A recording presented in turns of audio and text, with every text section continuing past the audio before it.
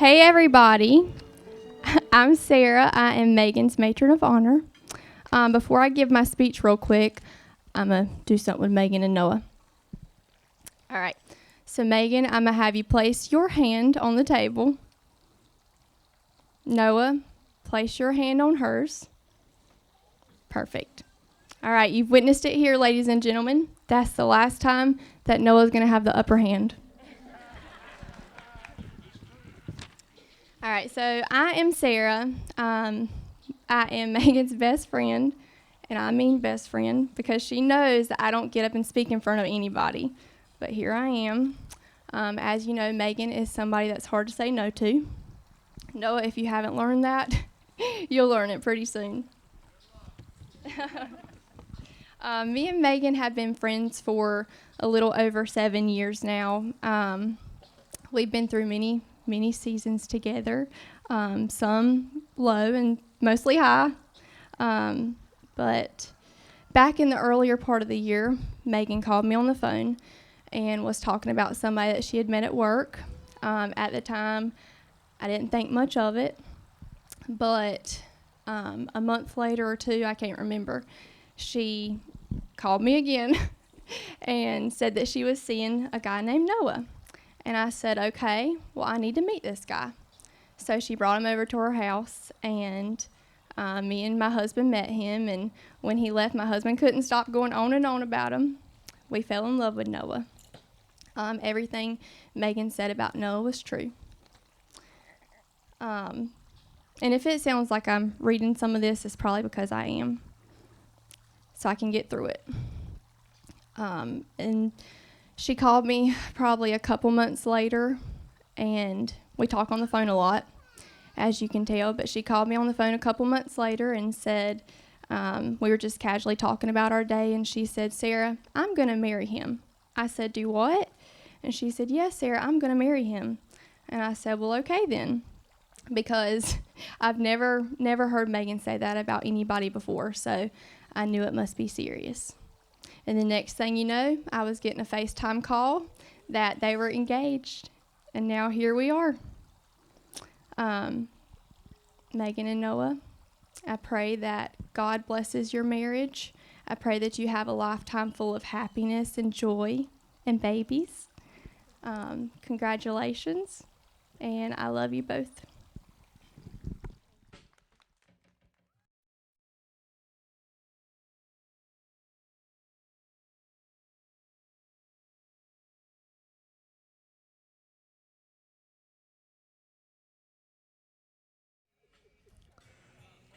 Hey everybody, my name is Will Teague, and I've had the honor of being Noah's best man. I have known Noah since back in high school, where I first met him, and we quickly became good hunting buddies, which quickly turned into a great friendship that I will cherish forever. We have gotten into a little bit of everything from killing ducks to working on Ford tractors. We even own a fire truck together with Gus, which we occasionally take out on Thursday night Rainertown Hunting Club adventures. Speaking of the Rainertown Hunting Club, let's mention the fail factor. If you have ever been around Noah Fail, you'll know he's one of the luckiest son of a guns around. Everything just seems to work in his favor, from hunting to run-ins with the game warden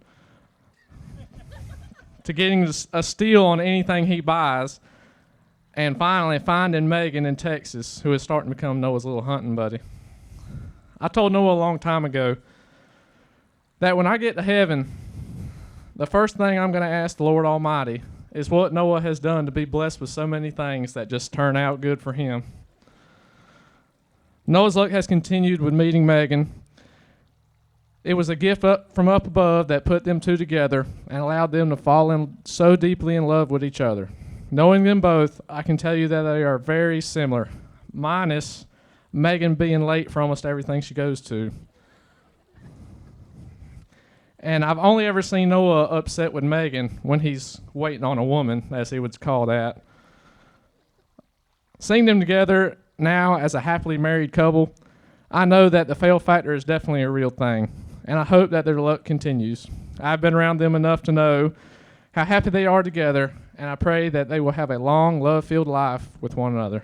Cheers to the fails, the fail factor, and forever.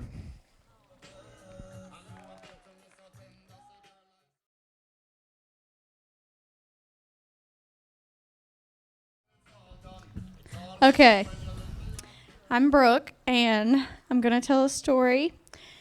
And in the beginning, I'll keep it short. The first time this actually happened, I made Noah really mad at me, and I'm going to bring it up again, but it has a great ending, so it's worth it. Noah, don't get mad at me. All the boys in the little clique, minus Seth, were single, minus my husband. So I decided I was going to try to set them all up.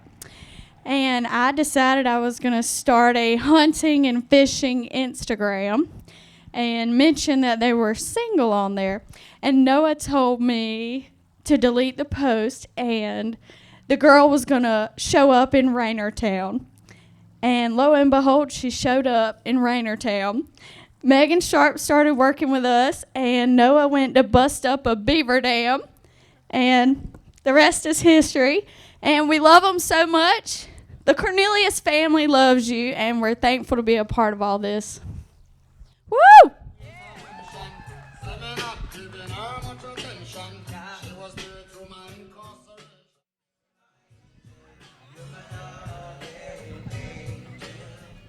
Hey everybody, my name is Matt. I'm really shy in front of crowds, just kidding. That was a joke, tough crowd. Okay. Hey, I am the brother of the bride, Meagan Sharp. I have tormented her whole life, and this is another place where I get to torment her. So anyways, I will tell you something about her. Her and I are about 4.5 years apart. And Meagan loves to boss people around. I can remember as a kid, she would boss me around, want me to play school with her. She'd be my principal. I mean, it was just always being bossed around. She was a Norway cheerleader, and I picked up some of her cheerleading girls when I finally got my license, and I remember pulling over and slamming on the brakes, like, I'm tired of being bossed around. I'm driving now. So that was just the story of our life. My sister she can get people to do stuff that they don't want to do, and you just have to say yes. I don't know how she does it. So Noah, you're in for it, bro. I'm excited for you.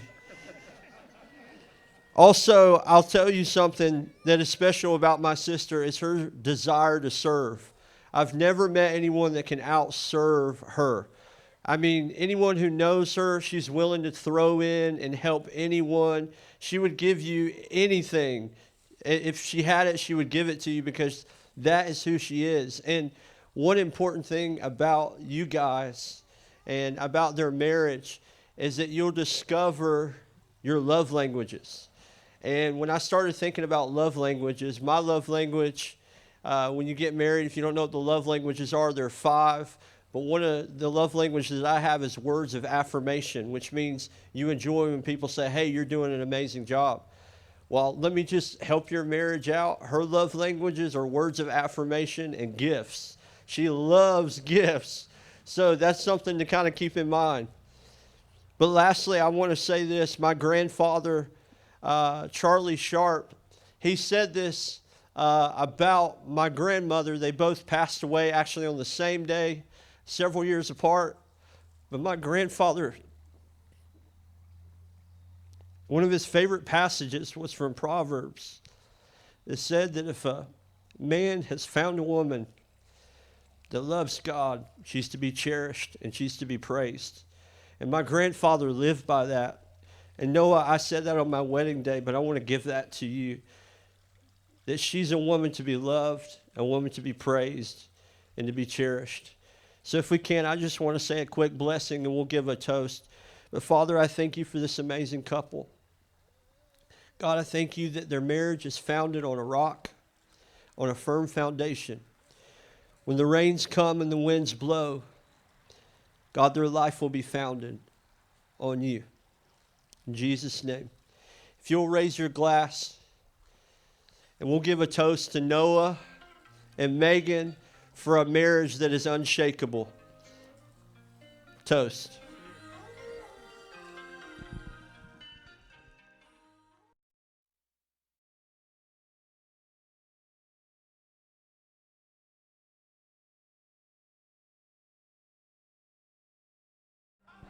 All right. So I know most of you probably do know me, but those that don't, I am Megan's mom. And it was hard going after Matthew because he already made me cry on the side. But anyways, Megan, I can remember since she was a little girl that she always talked about, she's planned her wedding her whole life.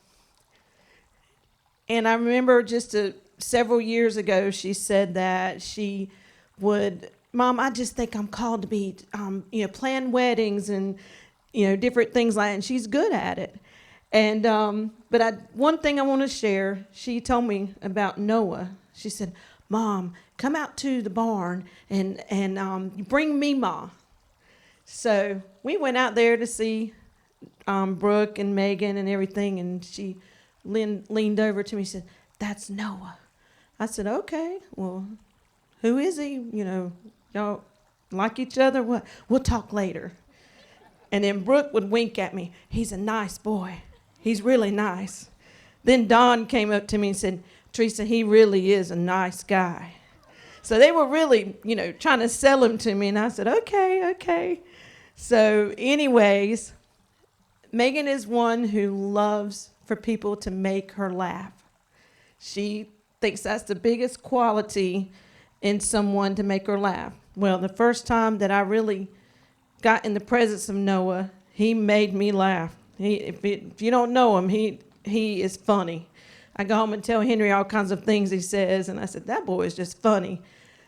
But as soon as you walk in the room, you can see how he makes her laugh all the time.